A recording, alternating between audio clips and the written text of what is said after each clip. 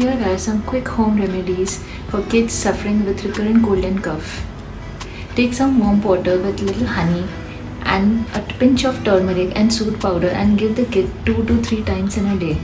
Take steam inhalation with ajwain in it 2 times in a day for a minute or two.